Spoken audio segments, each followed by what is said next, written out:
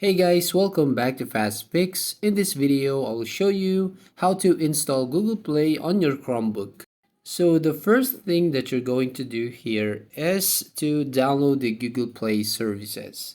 So here you just need to search for Google Play services. As you can see, here are some of the links that you can actually download that Google Play services. So you need to download first the Google Play services in order to install the Google Play Store. So here, for example, in APK Pure, you need to search for the latest version of Google Play services.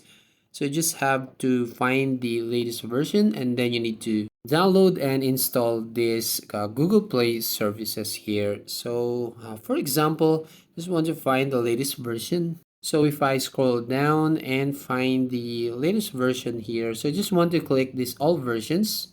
And then as you can see, the Google Play services, so download latest version. So just need to click this green button here, which is the download button, and you just wait until it downloads the Google Play services. Now, once you've done installing it, let's go and download and install the Google Play Store APK. So click this one and again, find the links right here.